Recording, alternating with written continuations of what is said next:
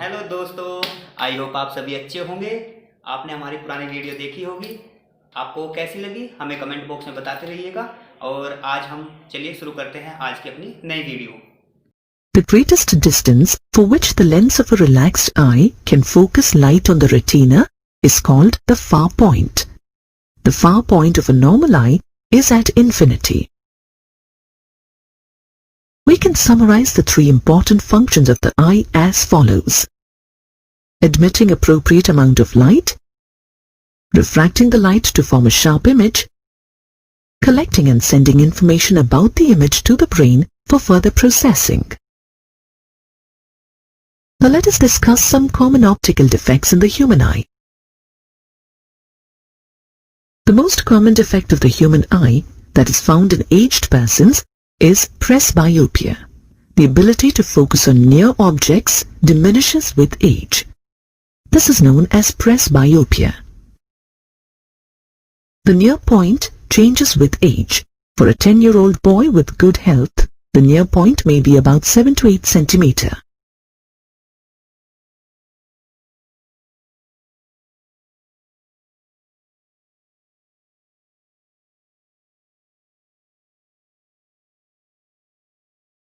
This changes with age and may even reach 2 meter for an old person of the age of 60 years.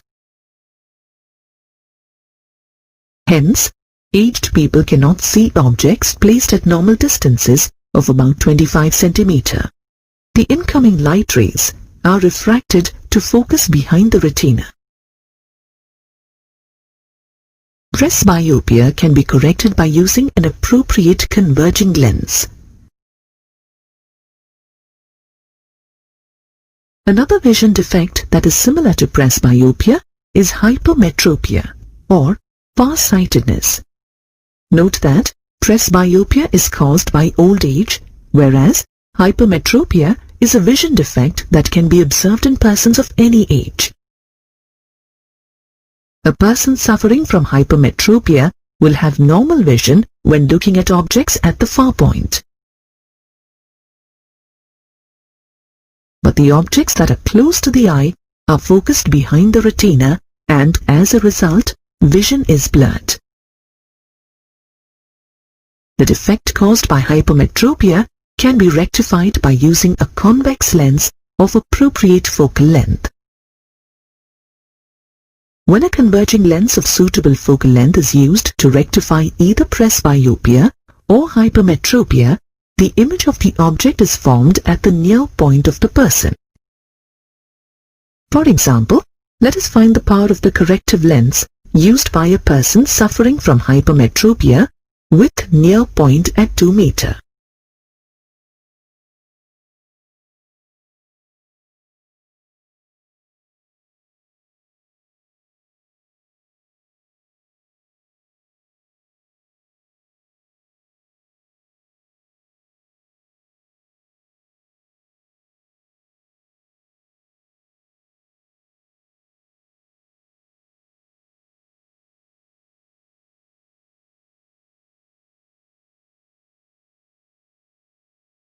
Given that the near point of the person is 2 meter,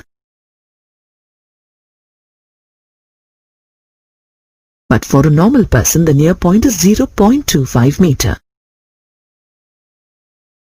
In case of the person suffering from hypermetropia, an object placed at 0.25 meter is focused behind the retina. If a corrective lens is used, it must form the image at a distance of 2 meter. This image will act as an object for the eye lens.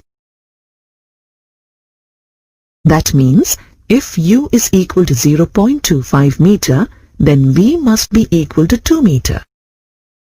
Substituting these values in the lens formula and solving for the optical power, we get power P is equal to 3.5 diopter.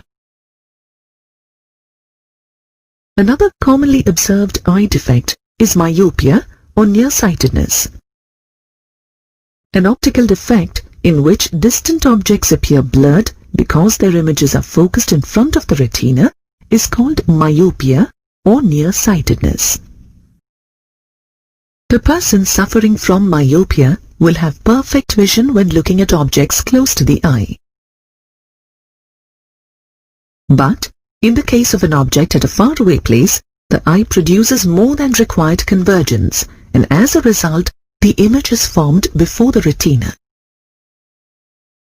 The effects of myopia can be reduced by using a concave lens of suitable focal length. A defect of vision caused when the cornea is not spherical in shape is called astigmatism. Because of the non-spherical cornea, the eye lens will have different curvatures in different planes. Light in one plane is focused properly on the retina, and objects in that plane are visible clearly. Light from a perpendicular plane is focused at a different location other than the retina, resulting in blurred view of the objects lying in that plane. Hence, a person suffering from astigmatism cannot see all directions equally well. Astigmatism can be corrected by using a cylindrical lens of desired radius of curvature with an appropriately directed axis. We know that light rays, when incident on a lens, converge in the case of a convex lens and diverge in the case of a concave lens. The degree of convergence or divergence depends on the focal length of the lens. If the focal length of a lens is small, then the convergence or the divergence of light is more. On the other hand, if the focal length of the lens is high, then the convergence or the divergence is less. The physical quantity, that is a measure of the convergence or divergence of light introduced by a lens, is called its optical power. The optical power of a lens is defined as the tangent of the angle by which it converges or diverges a beam of light falling at a unit distance from the optical center.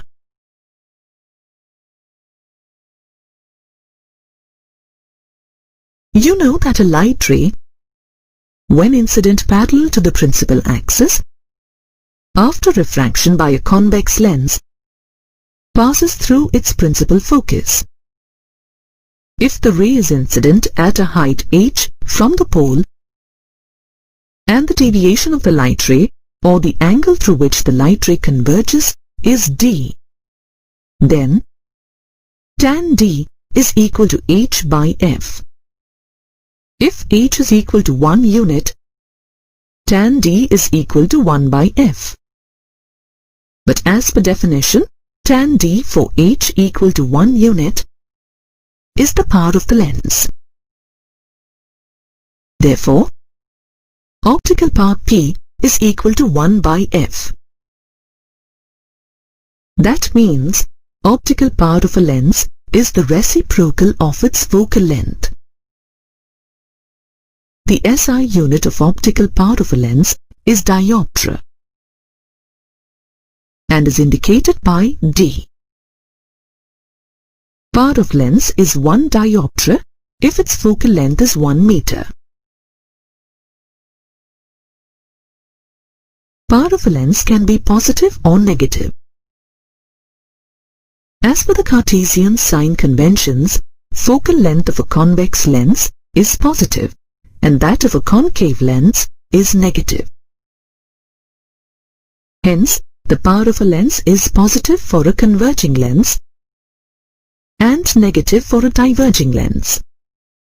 Note that the focal length and hence the optical power of a lens depends on the medium in which the lens is placed.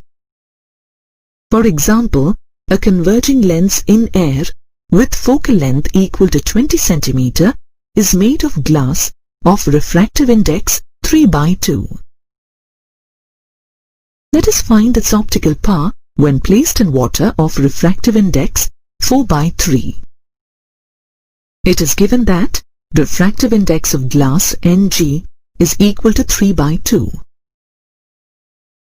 Focal length of the lens in air f equal to 20 cm or 1/5 meter.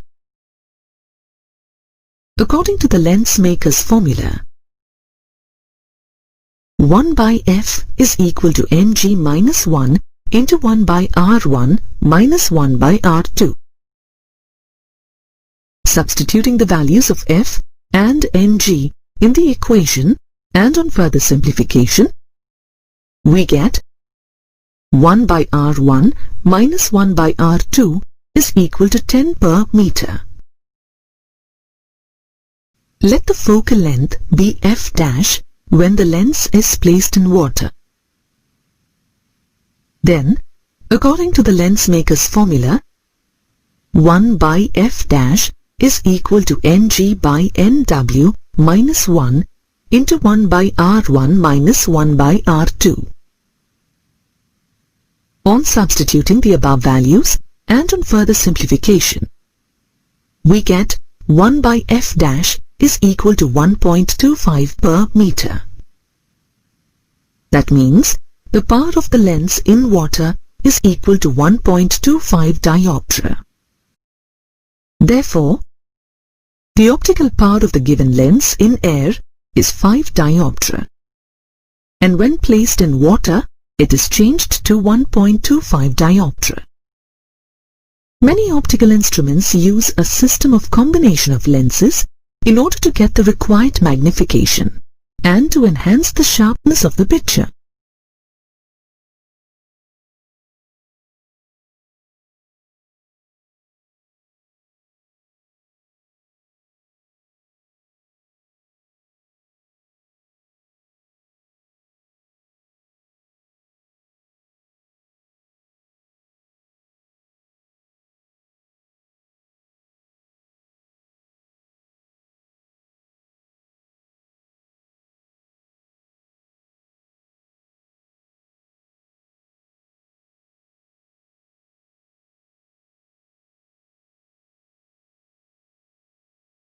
Let us now derive an expression for the effective focal length of a combination of two thin lenses A and B with focal lengths FA and FB placed in contact with each other coaxially. Let a point object O be placed at a distance u from the first lens A. Since we deal with thin lenses, all distances can be measured from the contact point of both the lenses, S. This is because, in such a situation, the optic centers of the two lenses will coincide with S. If there were only one lens, A, the image of the point object O would have formed at I'. Let the distance of the image be V1. Using the thin lens formula, we can write that 1 by FA is equal to 1 by V1 minus 1 by U. Let this be equation 1. If the presence of the second lens is also considered, the final image will not be formed at I'. Let us analyze the refraction through the second lens. If a diverging beam of light is incident on a lens, then the object is a real object. On the other hand, if a converging beam of light is incident, then it is treated as a virtual object. Hence, for the second lens, I' acts as a virtual object. The ray of light is further converged to form an image at I.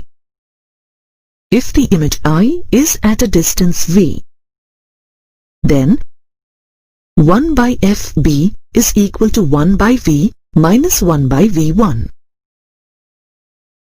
Let this be equation 2. By adding equations 1 and 2, we get 1 by FA plus 1 by FB is equal to 1 by V minus 1 by U. Let this be equation 3. For the system of two thin lenses in contact, U is the object distance and V is the image distance. If f is the effective focal length of the lens system, then using the thin lens formula, we can write that 1 by f is equal to 1 by v minus 1 by u.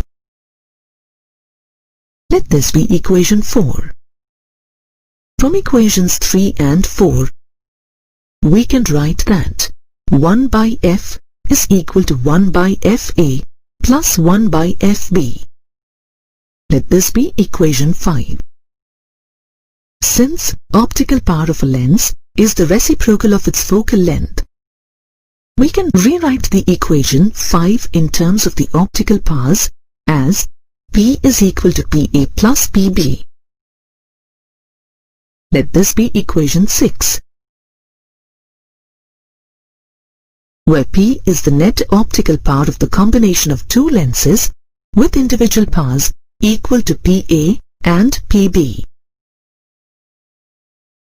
For a system of n lenses in contact, we can write equations 5 and 6 as 1 by f is equal to 1 by f1 plus 1 by f2 plus so on up to plus 1 by fn, and p is equal to p1 plus p2 plus so on up to plus pn. In case of a system of lenses, the image formed by one lens is the object for the next lens. Hence, the total magnification of the combination is a product of the magnifications of the individual lenses. If the magnification of the combination is m, and the magnification of the individual lenses are m1, m2, and so on up to mn, then m is equal to m1 into m2 into so on up to mn. While using these equations, it is important to note that proper sign convention is to be applied for the values of focal length and optical power.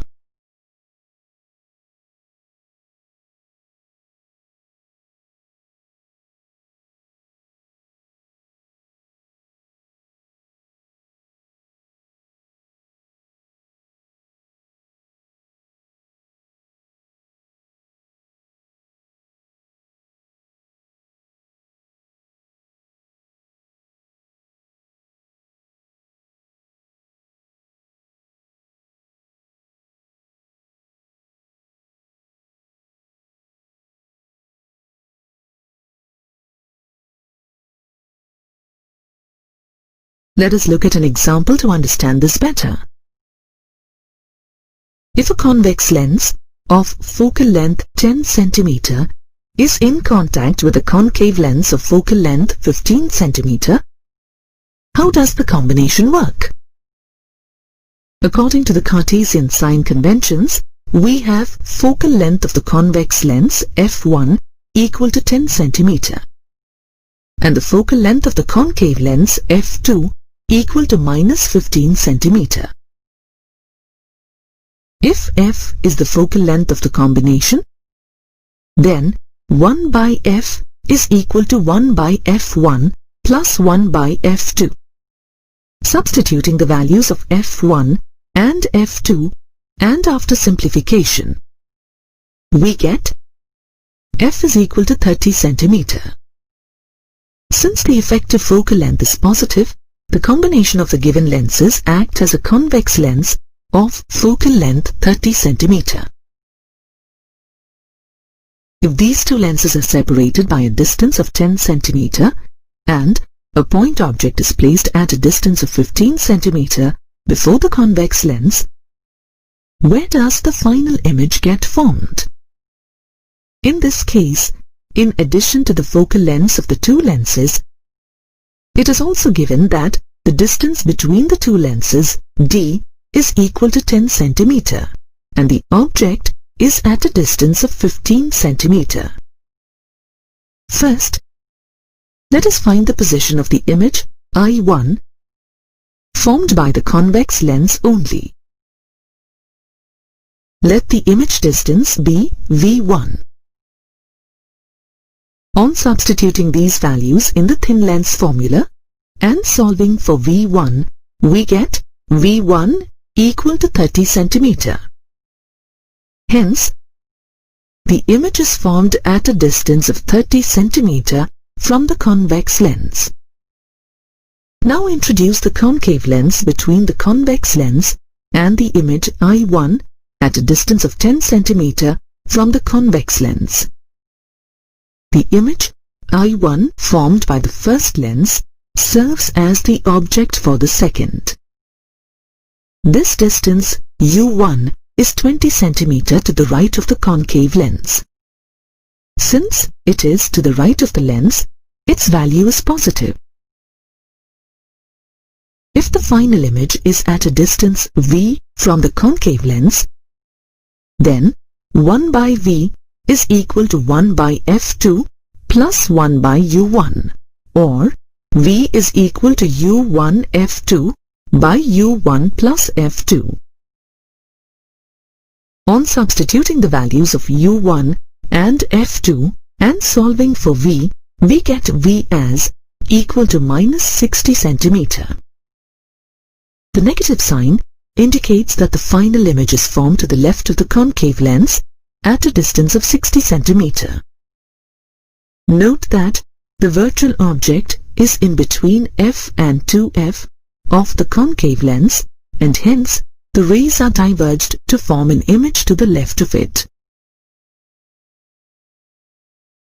Lens is a transparent material bound by two surfaces, of which at least one is spherical. Lenses are classified based on the curvature of the spherical surfaces. Two of the most useful lenses are the double convex lens and the double concave lens. If both the surfaces are convex, the lens is called a double convex or a biconvex lens.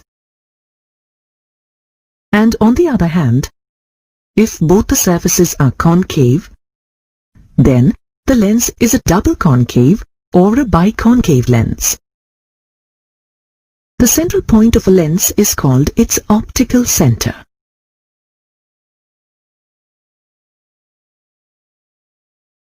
Since there are two spherical surfaces, a double convex lens or a double concave lens has two centers of curvatures. C1 is the center of curvature corresponding to the first curved surface having radius of curvature R1. C2 is the center of curvature corresponding to the second curved surface having radius of curvature R2. The straight line joining C1 and C2 is the principal axis of the lens. If the thickness of the lens is very small compared to other measurements, such as object distance or image distance, etc., it is called a thin lens. A ray of light incident on a double convex lens or a double concave lens undergoes refraction at each of the spherical surfaces. In case of a double convex lens placed in air, the light ray bends towards the normal, C1N1, at the first spherical surface, and bends away from the normal, C2N2, at the second surface. Paraxial rays parallel to the principal axis incident on a double convex lens, upon refraction, converge to a point on the principal axis. This is called the second principal focus of the lens. Principal focus towards the source of light is called the first principal focus of the lens. In case of a double concave lens, the incident ray bends towards the normal, C1N1, at the first interface, and away from the normal, C2N2, at the second interface. When a parallel beam of light rays is incident on a double concave lens, upon refraction, it appears to be diverging from a point on the principal axis, and such a point is called the second principal focus. Note that if we merely mention principal focus, it means we are referring to the second principal focus. The distance between the optical center and the principal focus is called the focal length f of the lens.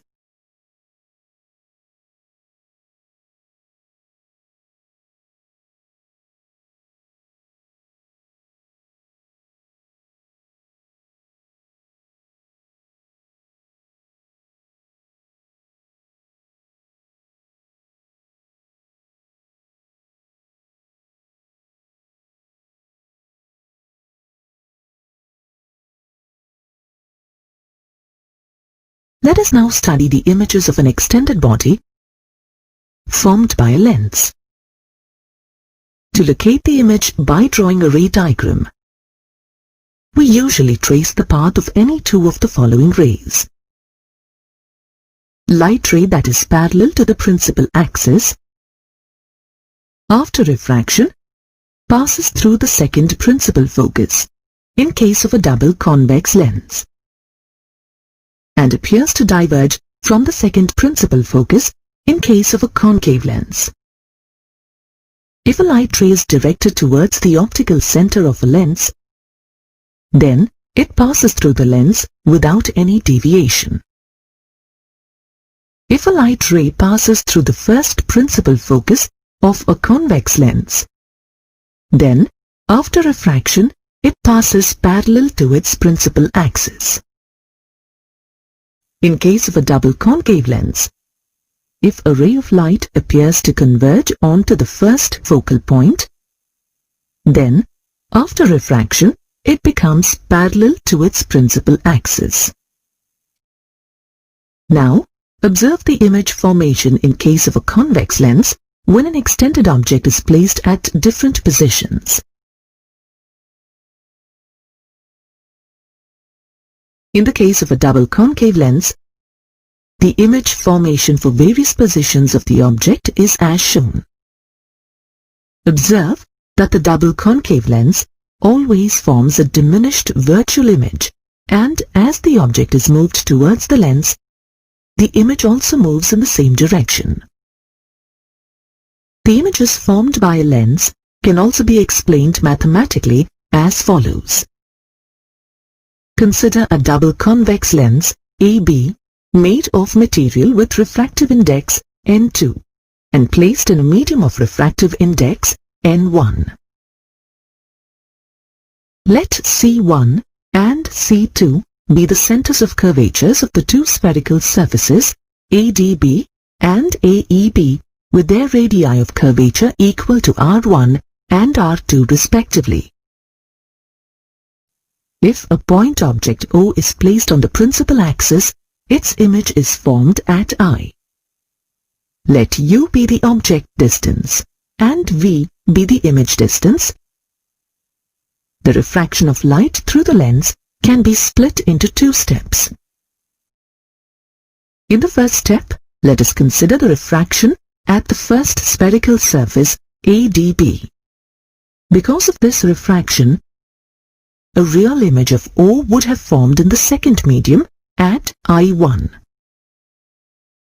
According to the Cartesian sign convention applicable for refraction at spherical surfaces, measurements are taken from the intersecting point of the spherical surface and the principal axis. Let DI1 be V'.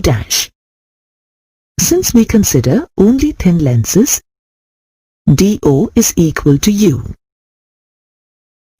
We know that the relation between object distance U and image distance V for the refraction at a spherical surface is given as N2 by V minus N1 by U equal to N2 minus N1 by R, where R is the radius of curvature for the curved surface. Using this, we can write that N2 by V' minus N1 by U is equal to N2 minus N1 by R1. Let this be equation 1. In the second step, let us consider the refraction at the second spherical surface AEB. Because of the refraction at AEB, the image is actually formed at I instead of forming at I1. Since the lens we are dealing with is a thin lens, we can write that EI is equal to V and EI1 is equal to V dash. Hence, we can write N1 by V minus N2 by V dash is equal to N1 minus N2 by R2. Let this be equation 2. On adding equations 1 and 2, we get N1 into 1 by V minus 1 by U is equal to N2 minus N1 into 1 by R1 minus 1 by R2. This can be written as 1 by V minus 1 by U is equal to N2 by N1 minus 1 into 1 by R1 minus 1 by R2. Since N21 is the refractive index of the second medium with respect to the first medium and is equal to N2 by N1, we can write 1 by V minus 1 by U is equal to N21 minus 1 into 1 by R1 minus 1 by R2. Let this be equation 3. If the object is at infinity, the image will be formed at the second principal focus. That means, if U is equal to infinity, then V is equal to focal length F. Therefore, equation 3 can be written as 1 by F is equal to N21 minus 1 into 1 by R1 minus 1 by R2. Let this be equation 4. This equation is known as lens-maker's formula. If we observe equations 3 and 4, the right side of both the equations are identical. Hence, we can equate the terms on the left. Doing so, we get 1 by F is equal to 1 by V minus 1 by U. This equation is known as thin lens formula.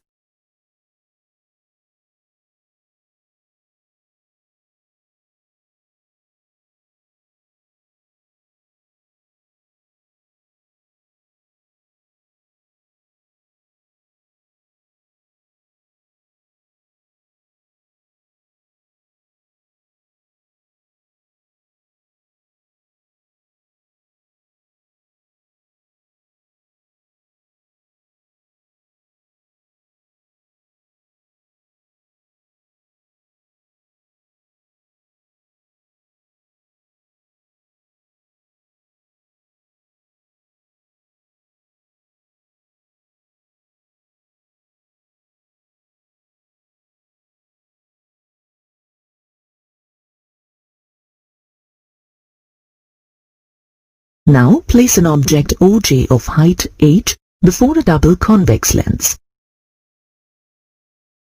Let IG be its image and of height h dash. Since the two triangles POJ and PIG are similar triangles, we can write that IG by OJ is equal to PI by PO. But IG is equal to minus h dash. OJ is equal to h. PI is equal to V. And PO is equal to minus U. On substituting these values in the above equation, we get h dash by h is equal to V by U. But linear magnification M is equal to h dash by h. Therefore, in case of a thin lens, the linear magnification M is equal to V by U. Lensmaker's formula is useful in calculating the required curvatures to make a lens of desired focal length. Note that N21 is the refractive index of the material of the lens with respect to the refractive index of the medium in which it is placed. R1 is the radius of curvature of the first spherical surface on which the light ray is incident, and R2 is the radius of curvature of the second spherical surface. It is also very important to apply proper sign conventions.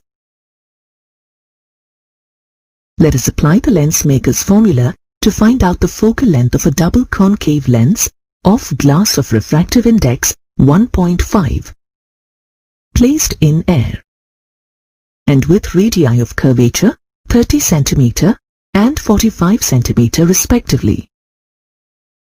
It is given that N2 is equal to 1.5, N1 is equal to 1, R1 is equal to minus 30 cm and R2 is equal to 45 cm.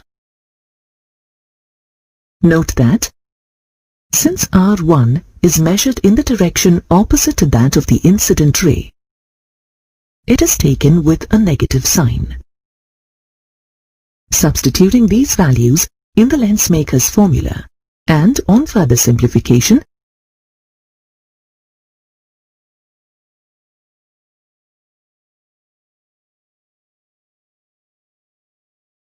we get F is equal to minus 36 cm. What happens if the lens is placed in a liquid of refractive index 1.75? Now, N1 is equal to 1.75 and all other values remain same. Substituting these values in the lens maker's formula and on further simplification,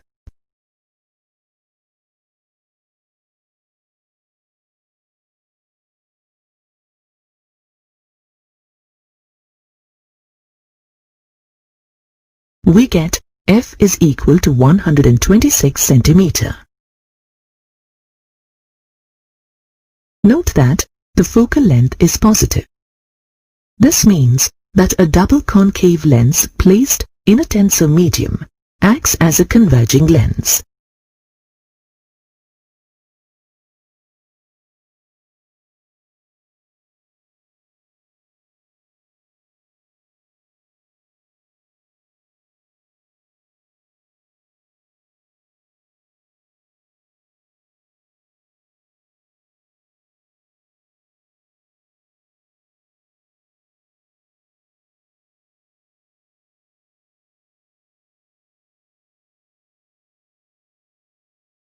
Let us now look at the sign conventions we follow in case of lenses.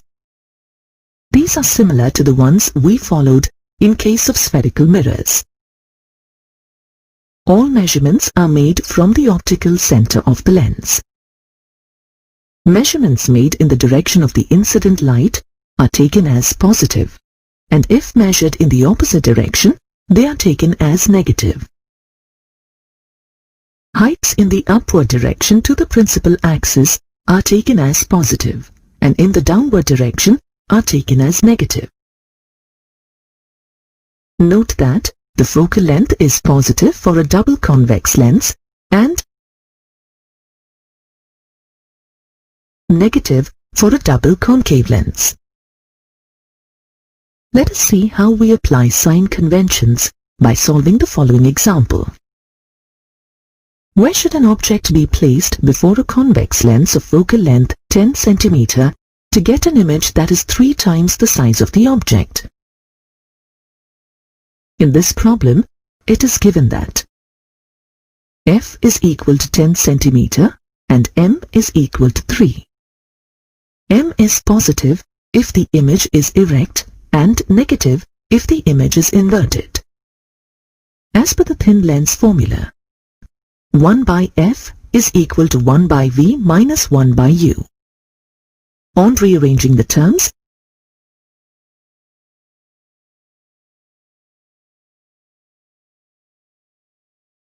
we get V by U is equal to F by U plus F.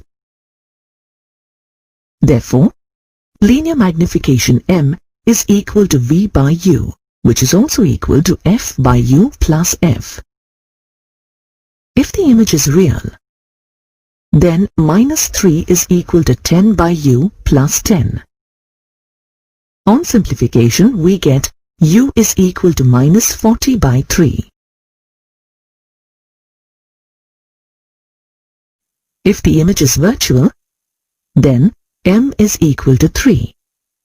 Substitute these values in the above equation, and on further simplification, we get U is equal to minus 20 by 3. A prism is an optical apparatus made of transparent material with flat and polished surfaces that refract light.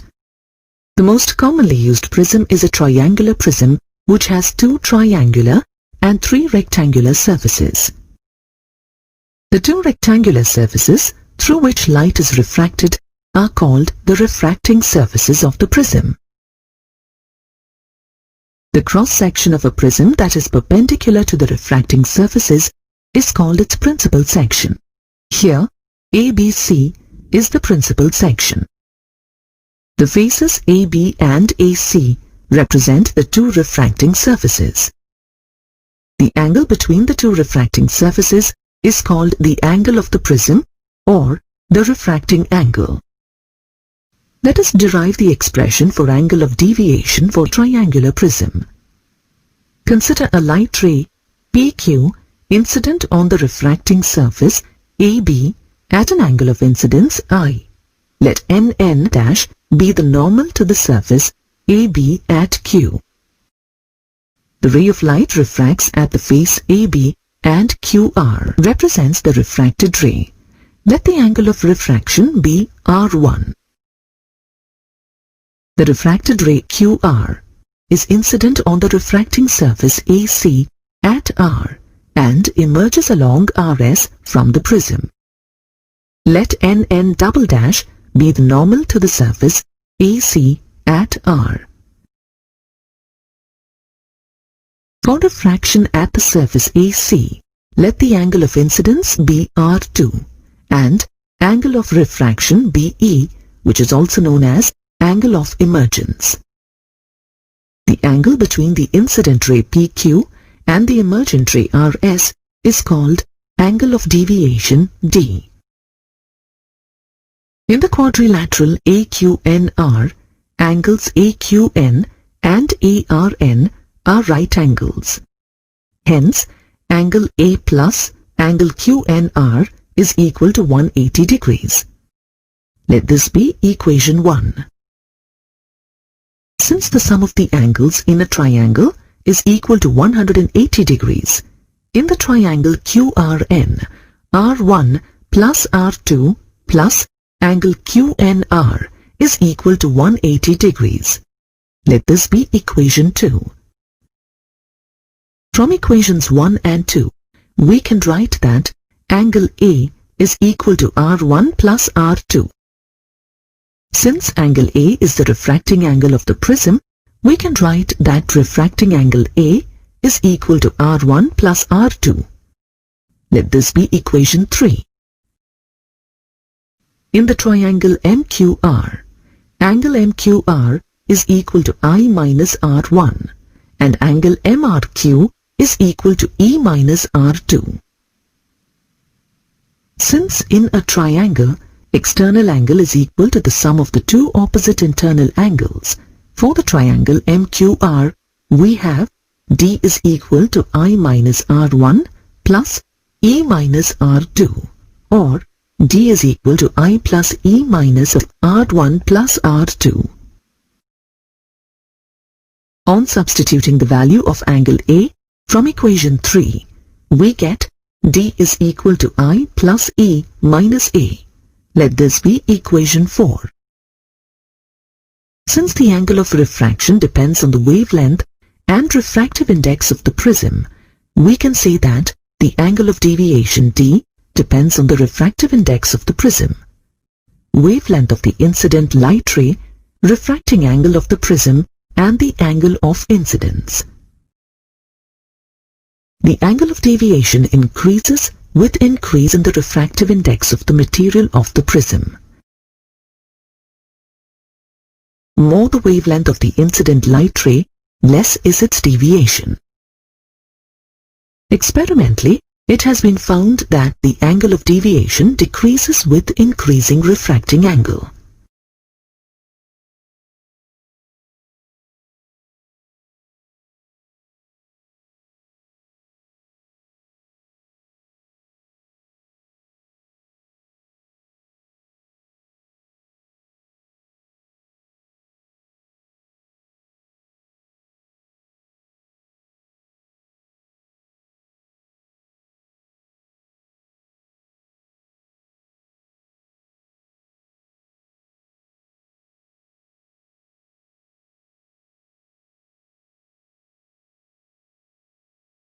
If the variation of the angle of deviation is plotted against the angle of incidence, the graph is as shown.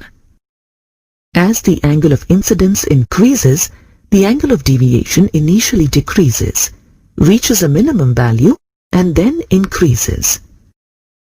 The minimum value of deviation is represented by dm and is known as the angle of minimum deviation.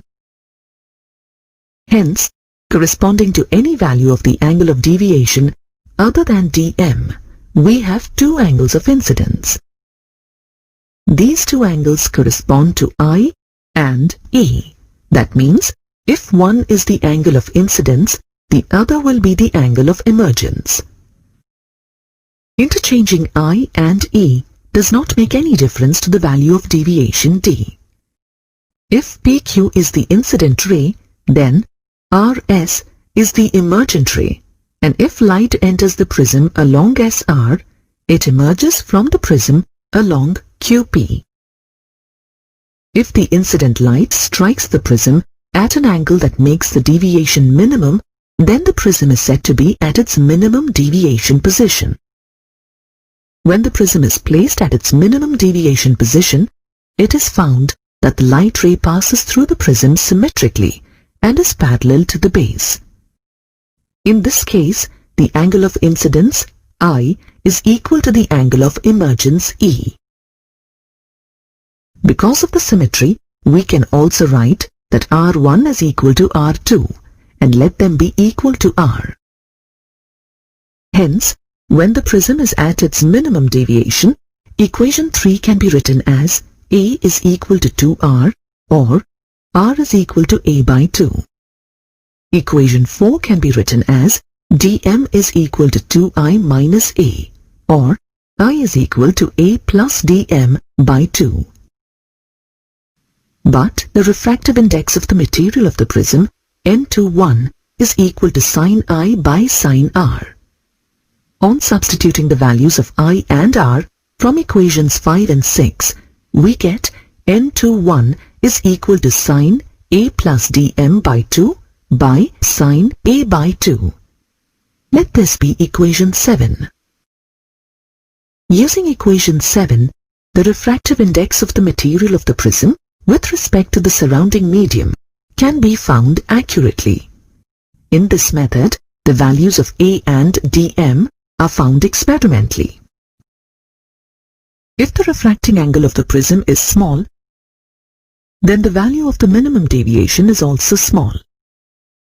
But we know that for small angles of theta, sin theta is approximately equal to theta. Hence, we can assume that sin A plus dm by 2 is approximately equal to A plus dm by 2, and sin A by 2 is approximately equal to A by 2. Substituting these values in equation 7, we get N21 is equal to A plus dm by 2 by A by 2. On simplification, we get dm is equal to A into N21 minus 1. Therefore, for prisms of small refracting angles, minimum deviation is small and is independent of the angle of incidence. Let us apply these formulae and solve some examples. Example 1. A ray of light incident at an angle of 50 degrees is refracted through a prism at the minimum deviation position. If the angle of the prism is 60 degrees, find the angle of minimum deviation and the refractive index of the prism. In this problem, it is given that I is equal to 50 degrees, A is equal to 60 degrees. The prism is at its minimum deviation position. We know that deviation D is equal to I plus E minus A. When the prism is at minimum deviation, dm is equal to 2I minus A. On substituting the values of I and A, we get the minimum deviation equal to 40 degrees. Substituting the values of A and dm in equation 7 and on further simplification, we get the refractive index equal to 1.532. Example 2. A prism of refracting angle of 60 degrees made of glass of refractive index 3/2 is immersed in water of refractive index 4/3. Find the angle of minimum deviation for a light ray passing through the prism. In this problem, it is given that refracting angle A is equal to 60 degrees. Refractive index of glass Ng is equal to 3/2. Refractive index of water Nw is equal to 4/3. As per equation 7, N21 is equal to sin A plus dm by 2 by sin A by 2. Since the prism is in water, Ngw is equal to Ng by Nw. On substituting the respective values, we get 3/2 by 4/3 is equal to sin 60 plus dm by 2 by sin 60 by 2. On simplification, we get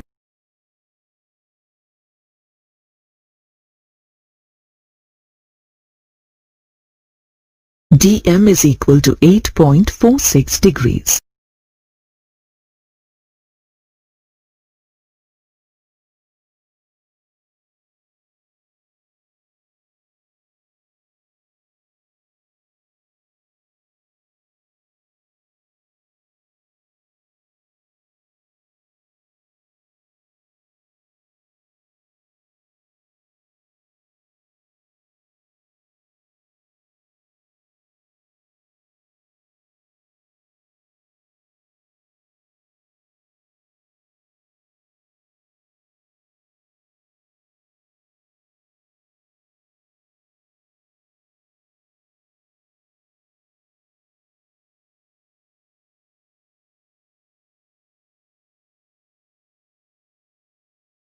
Observe the coin placed in an empty container.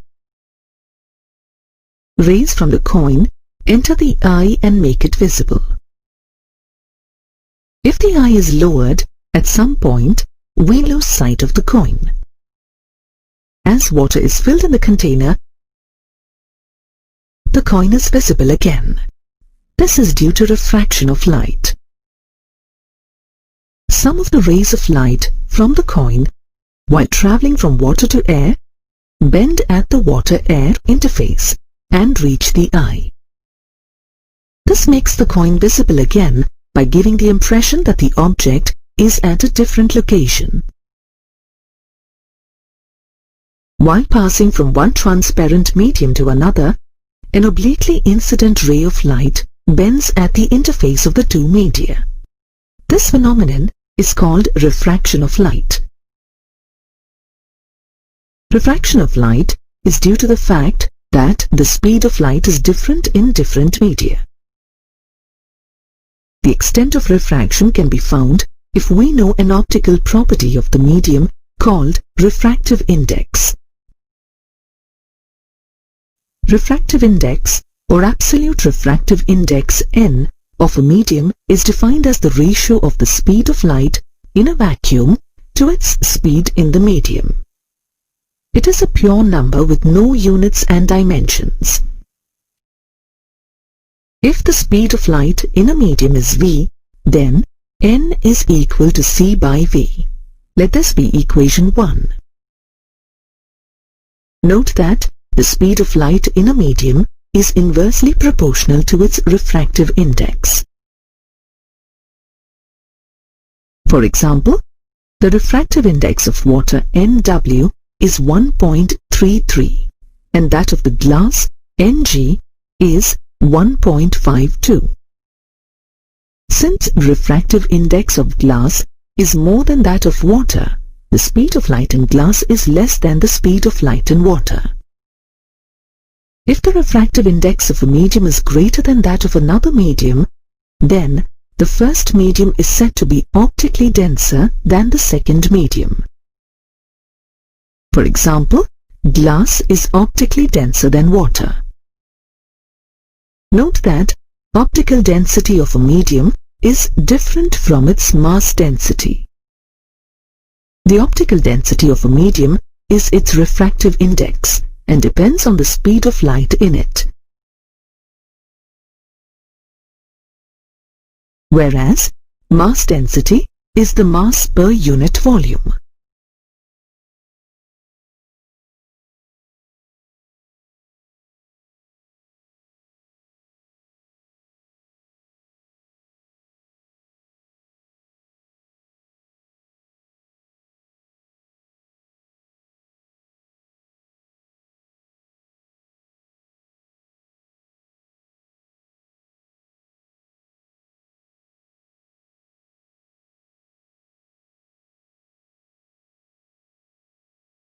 When light travels from denser medium to a rarer medium, its speed increases and bends away from the normal. On the other hand, if light travels from a rarer medium to a denser medium, its speed decreases and bends towards the normal. The relationship between the angle of incidence, I, and the angle of refraction, R, is explained by the laws of refraction. When light travels from medium 1 to medium 2, 1. The incident ray, the refracted ray, and the normal to the interface at the point of incidence all lie in the same plane. 2. For a given pair of media, the ratio of sine of the angle of incidence to sine of the angle of refraction is a constant. This can be written as sine I by sine R is constant and is known as Snell's law. The constant in this equation is called the refractive index of the second medium with respect to the first medium, and is denoted by N21.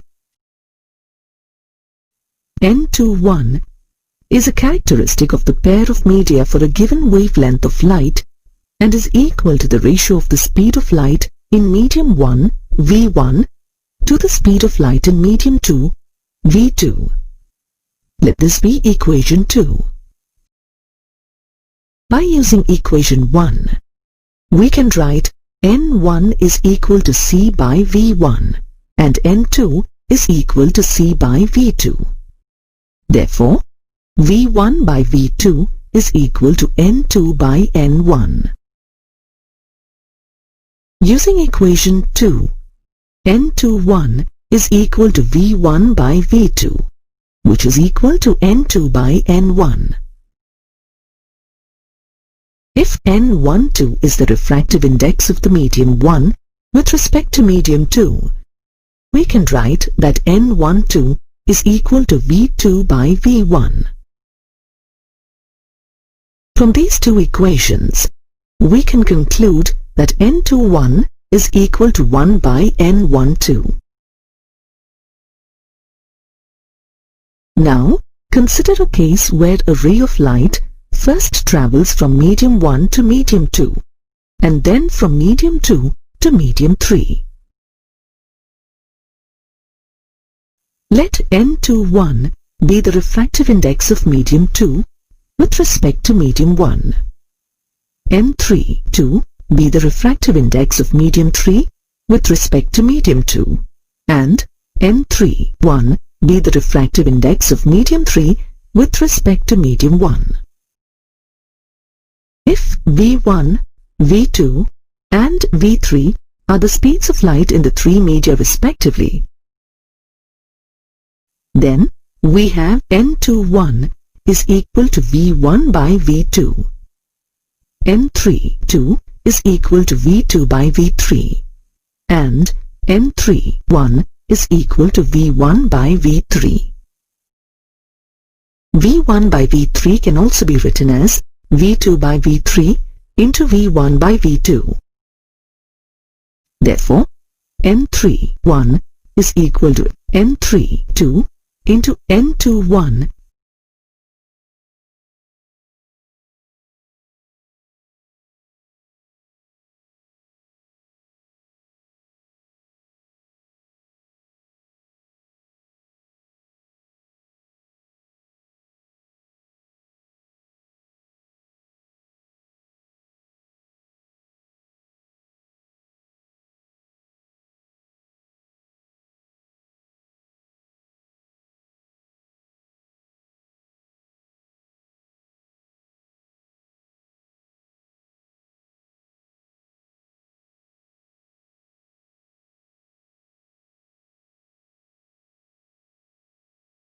The microscope is an optical instrument used to view objects of very small sizes.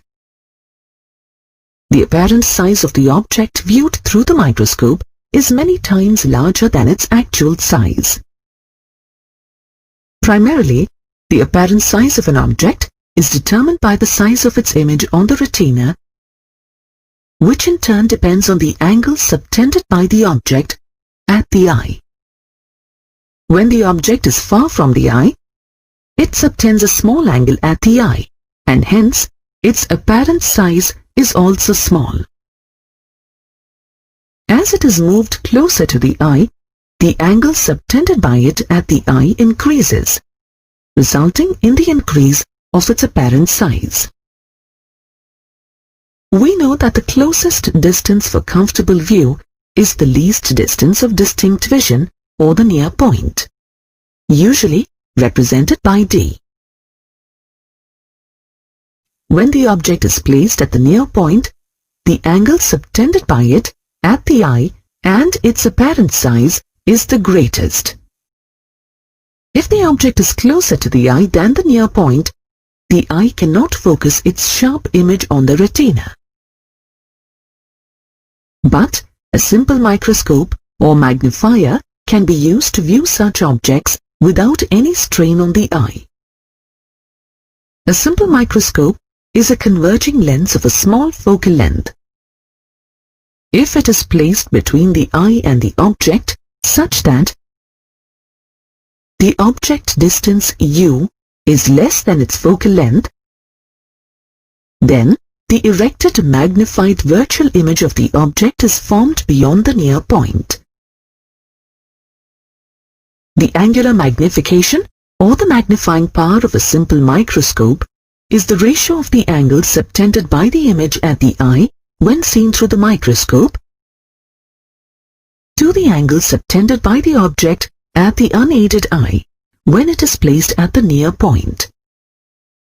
If theta is the angle subtended by the image at the eye when the object is seen through the simple microscope, and theta naught is the angle subtended by the object at the eye when placed at the near point, then the angular magnification, or the magnifying power m, is equal to theta by theta naught.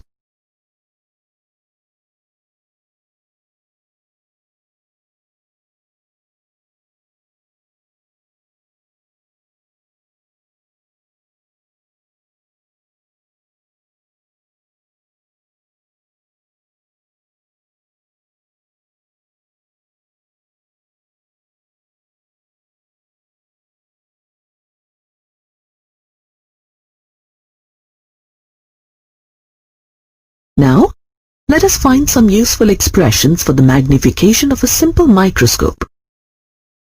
If the height of the object is h, then tan theta naught is equal to h by d. But for small angles, tan theta naught is approximately equal to theta naught. Hence, we can write that theta naught is equal to h by d. Let this be equation 1. When the object is viewed through a simple microscope, the angle subtended by the image is the maximum when it is formed at the near point, and minimum when it is formed at infinity.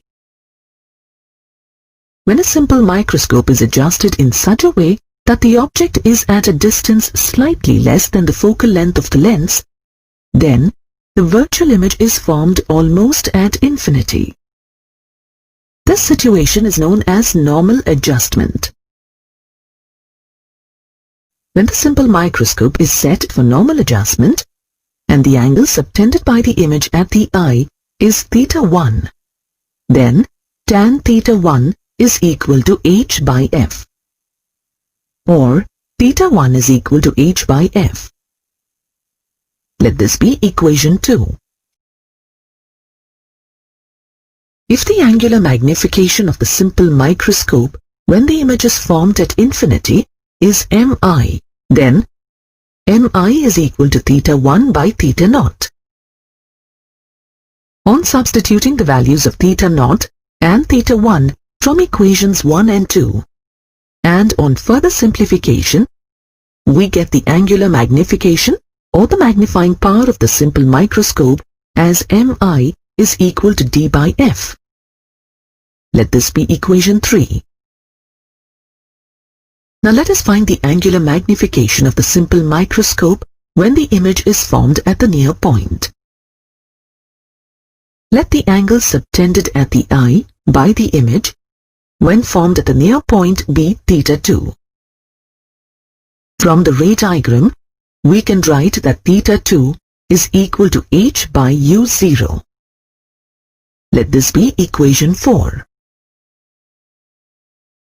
If mn is the angular magnification of the simple microscope when the image is formed at the near point, then mn is equal to theta 2 by theta naught. On substituting the values of theta 2 and theta naught from equations 4 and 1, and on further simplification, we get mn is equal to d by u0. Let this be equation 5. But from the lens formula, we have 1 by u is equal to 1 by v minus 1 by f. Using the Cartesian sign convention, we can write that u is equal to minus u0, v is equal to minus d. Substituting these values in the lens formula and then multiplying both sides with minus d. And on further simplification, we get d by u0 is equal to 1 plus d by f. On comparing this with equation 5, we get mn is equal to 1 plus d by f. Let this be equation 6. From equations 3 and 6, we observe that the magnifying power of the simple microscope is greater when the image is formed at the near point than when it is formed at far point. We prefer to have the final image formed at the far point because the images formed at the far point can be seen by a relaxed eye with minimum strain.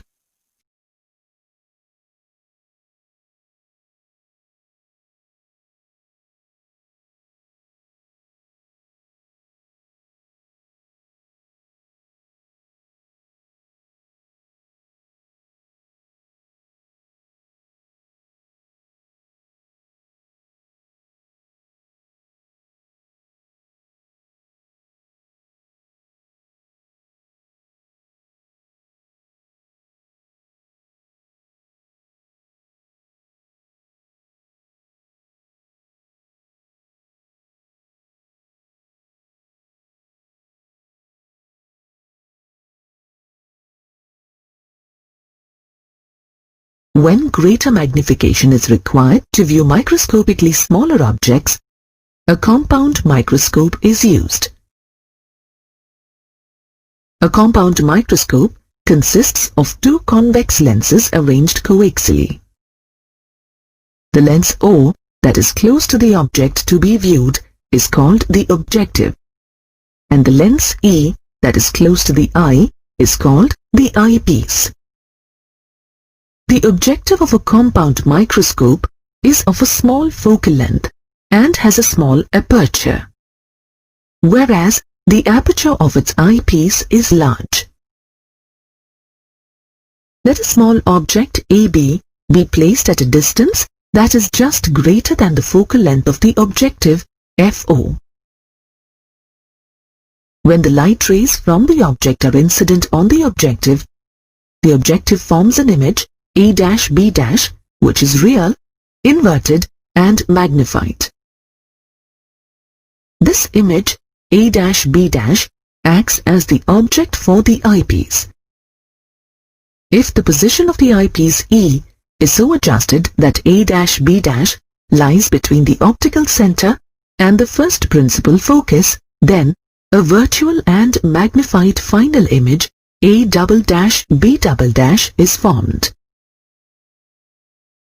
Let the height of the object AB be h and the height of the image A''B' formed by the objective be h'. Let us also define the tube length L of a compound microscope as the distance between the second focal point of the objective and the first focal point of the eyepiece. If MO is the magnification due to the objective and theta is the angle that the ray refracted by the objective makes with the principal axis, then MO is equal to h' by h and tan theta is equal to h by FO, which is also equal to h' by L. From these two equations, we get MO is equal to L by FO. Let this be equation 7. If the eyepiece is adjusted in such a way that the image A''B' is formed between the first focus FE and the optic center of the eyepiece, and it is very close to FE, then the final image is formed at far point. Then we say that the compound microscope is set in normal adjustment. Since the eyepiece acts as a simple microscope, using equation 3, we can write the magnification due to eyepiece ME is equal to D by FE. Let this be equation 8. Since the image formed by the first lens becomes the object for the second lens, the total magnification of the combination M is the product of the magnification due to the objective and the magnification due to the eyepiece. Therefore, M is equal to MO into ME.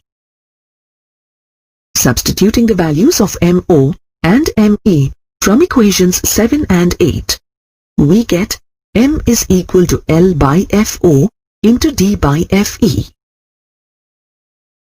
That means, when set for normal adjustment, the magnifying power of a compound microscope M is equal to L by FO into D by FE.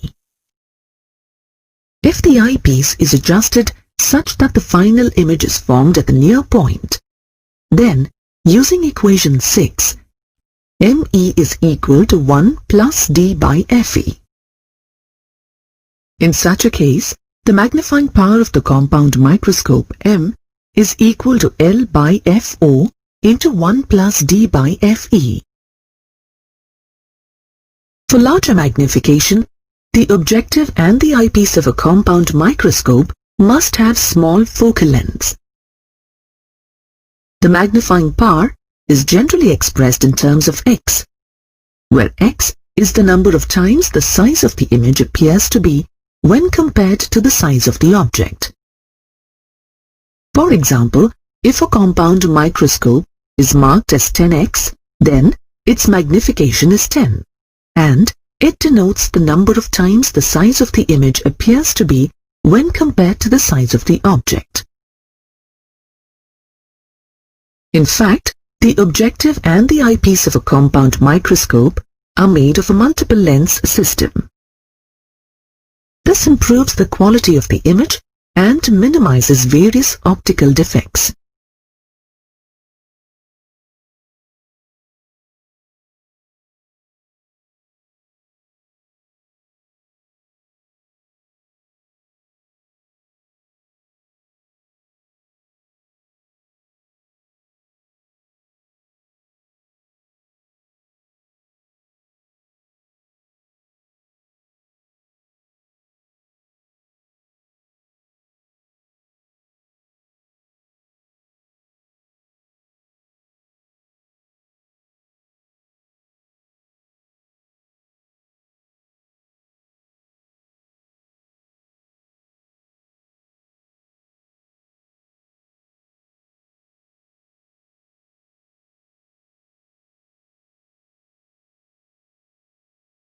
The telescope is an optical instrument that is used to view distant objects clearly.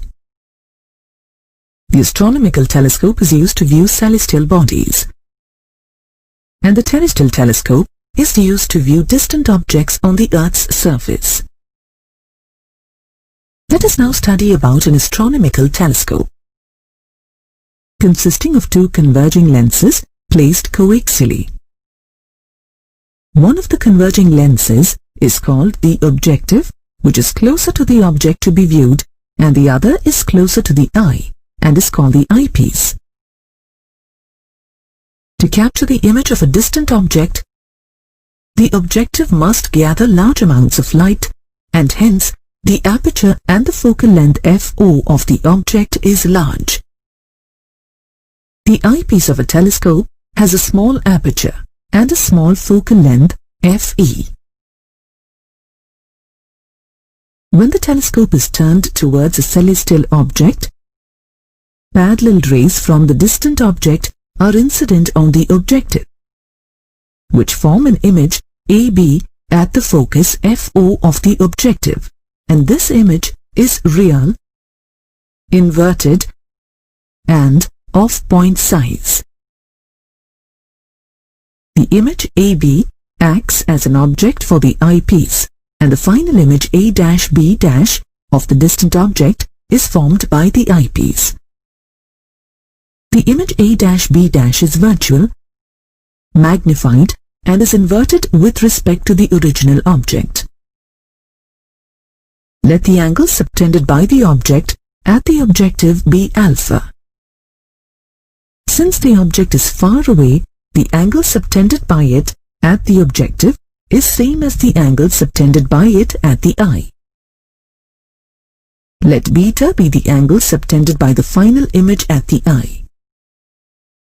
The angular magnification, or the magnifying power of a telescope M, is the ratio of the angle subtended by the final image at the eye to the angle subtended by the object at the unaided eye. That means M is equal to beta by alpha. Let this be equation 1.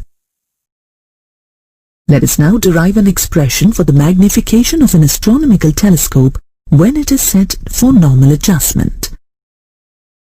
The telescope is said to be set for normal adjustment if the final image is formed at infinity.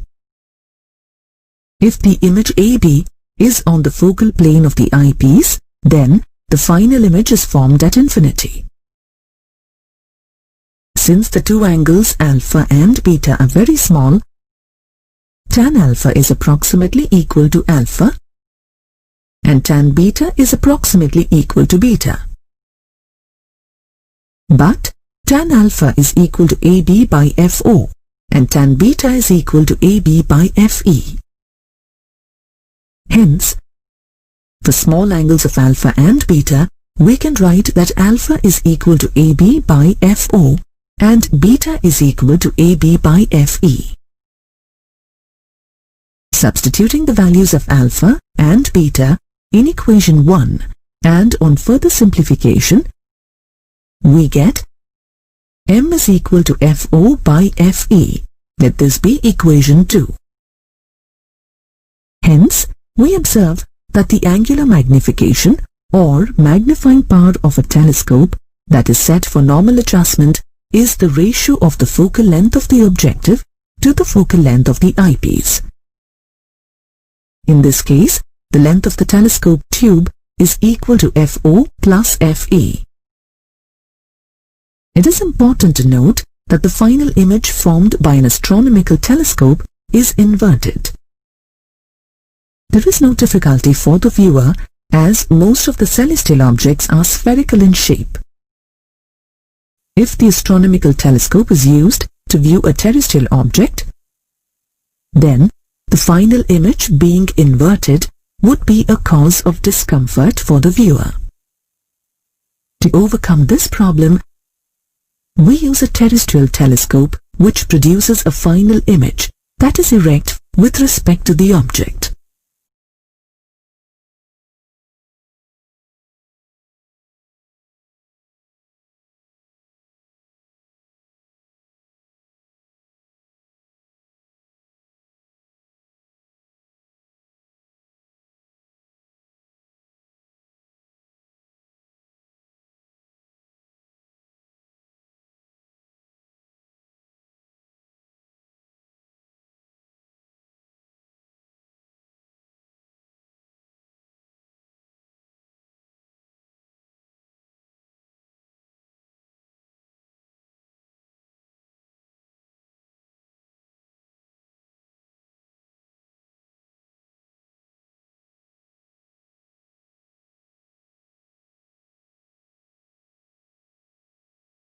By placing a third lens, known as the inverting lens, between the objective and the eyepiece, we can get an erect final image. If the focal length of the inverting lens is f, then it is placed at a distance of 2f from the focal plane of the objective. When the telescope is turned towards a distant object on the ground, the rays from the object are incident on the objective, which form an image PQ on the focal plane of the objective. PQ is real, inverted, and diminished compared to the object. PQ now acts as an object to the inverting lens, and since this image PQ is at a distance 2f from it, the inverting lens forms an image P', which is real, inverted, and of same size as PQ. It is of importance to note that the image P', is erect with respect to the original object. The size of P', is same as that of PQ. The lens has merely made an inverted image erect. The image P', acts as an object to the eyepiece. If the object distance with respect to the eyepiece is less than its focal length, then a virtual image P', Q', is formed. The final image is erect and magnified since it creates a larger visual angle at the eye. We can adjust the position of the eyepiece such that P', Q' is formed on the focal plane of the eyepiece. Then, the final image will be formed at infinity and the telescope is said to be set for normal adjustment.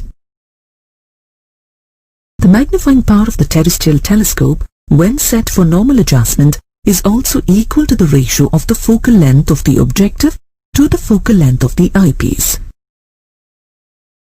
In some of the terrestrial telescopes, a pair of inverting lenses is used to make the final image erect.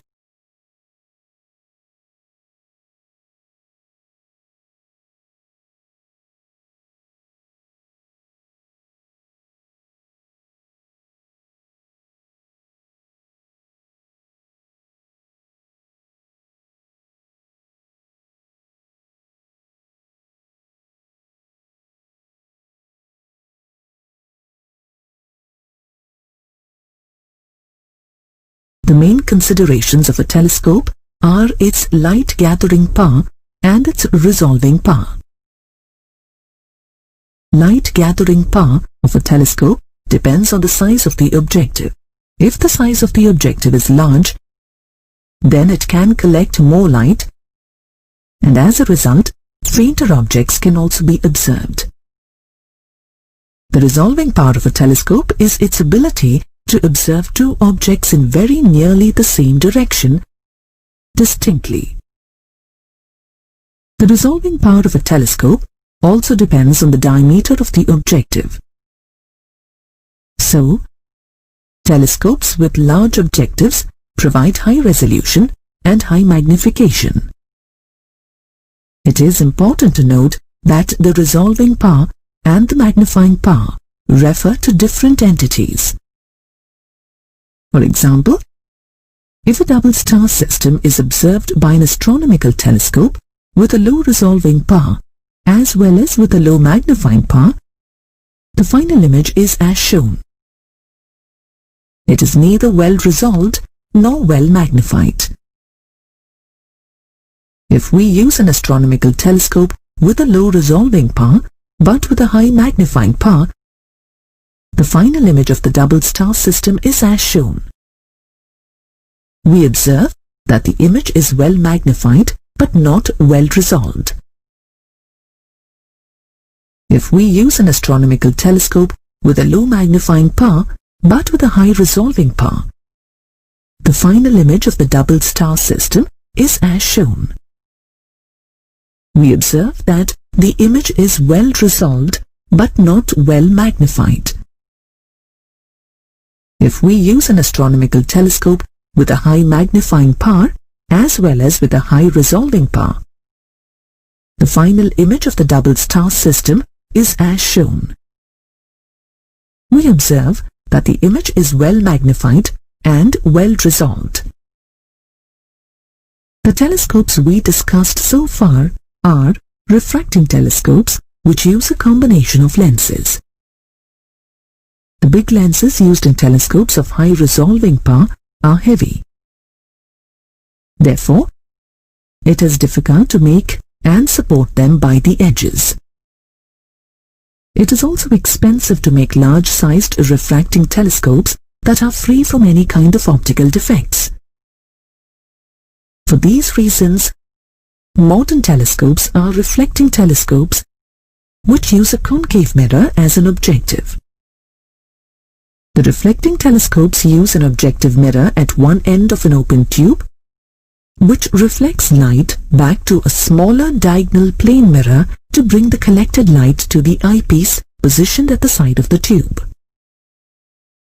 Some of the advantages of reflecting telescopes are: as there is no chromatic aberration for mirrors, it is completely illuminated in reflecting telescopes. Spherical aberration can also be removed by using a parabolic objective mirror. Since a mirror weighs much less than a lens, reflecting telescopes are easy to handle mechanically. In some of the reflecting telescopes, a convex secondary mirror is used to focus the incident light onto the eyepiece.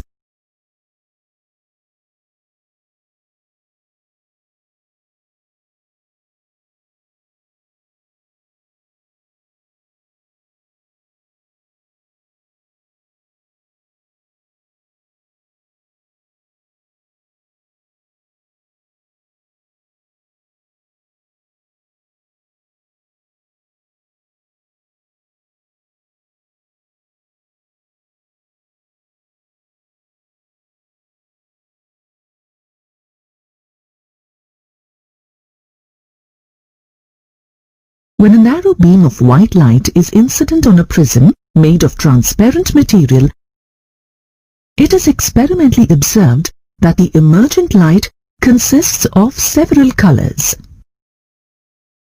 These different colors are continuous with no sharp boundaries between them. But we can still identify 7 prominent colors in that band of colors. Another important observation is that the colors always appear in a specific sequence. This sequence of colors is violet, indigo, blue, green, yellow, orange, and red. The sequence of colors can be remembered by the acronym VIBGYOR, formed by the first letters of all the 7 colors. It was Isaac Newton who proved that these colors are already present in white light, and that the prism splits the white light into its constituent colors. In order to prove this, a similar prism was inverted and placed in the path of the emergent light rays. It was observed that different colors emerging from the first prism, on passing through the second prism, combine to form a beam of white light. Hence, it was concluded that the prism splits the white light into its component colors. The phenomenon of splitting of white light into its component colors is known as dispersion of light. The band of color components of light formed by splitting of white light is called the spectrum of light. This spectrum of colors is also known as the visible spectrum, which is a small part of the electromagnetic spectrum. Now, let us further understand the phenomenon of dispersion. We know that the color of light is related to its wavelength. If the wavelength of light is in the range of 395 to 450 nanometer, then the color of the light is violet to indigo. If the range is between 450 to 490 nanometer, the color is blue. If the range is between 490 to 560 nanometer, the color is green. If the range is between 560 to 590 nanometer, the color is yellow. If the range is between 590 to 635 nanometer, the color is orange. If the range is between 635 to 700 nanometer, the color is red. Of the 7 colors, the red color light has the longest wavelength, whereas the violet color light has the shortest wavelength. Light rays with different wavelengths travel with the same speed in vacuum or air. When all these 7 colors reach the human eye at the same time, we get the impression of white light. But in a material medium, the speed of light is different for different wavelengths. More the wavelength of a light ray, more is its speed in any given transparent material medium. That means, in a medium other than air or vacuum, the speed of red color light is the highest and the speed of violet color light is lowest. This makes the refractive index of a transparent medium different for different colors of light. A medium in which the refractive index varies with the wavelength is known as dispersive medium. Hence, light of different colors bend through different angles while passing through a dispersive medium. Normally, we don't observe the effects of dispersion when light travels through a parallel-sided glass slab. A beam of white light that enters a glass slab emerges as a white light only. But, in fact, the white light splits into its constituent colors at the first refracting surface of the glass slab. And these component colors combine to form a ray of white light while emerging out of the glass slab from the second surface without any dispersion. We can observe the effects of dispersion of light in the case of a lens, especially if the lens is thick. For example, if a beam of white light parallel to the principal axis is incident on a thick convex lens, it gets dispersed at both the edges of the lens.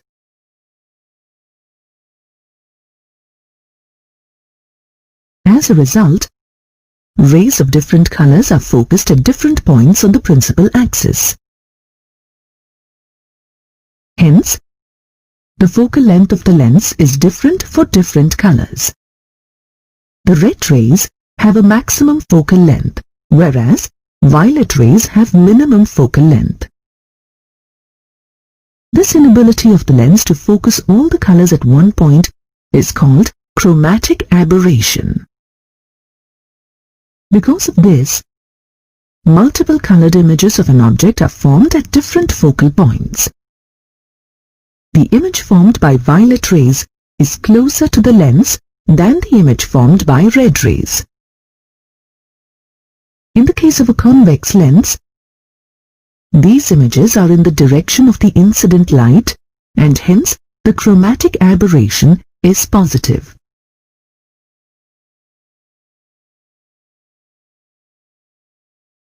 For a concave lens, the images formed are in the direction opposite to the incident light, and hence the chromatic aberration is negative.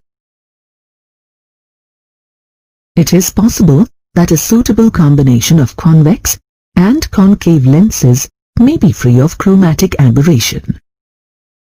Such a combination of lenses used to decrease the chromatic aberration is called an achromatic doublet. Usually the two lenses used in the achromatic doublet are made of different materials, like crown glass and flint glass. दोस्तों, यदि आज की video आपको अच्छी लगी हो तो like कीजिए, चैनल को सब्सक्राइब कीजिए और अपने दोस्तों के पास इस वीडियो को शेयर कीजिए। अगर आपका कोई कमेंट हो तो कमेंट बॉक्स में नीचे ज़रूर लिखिए। Thank you.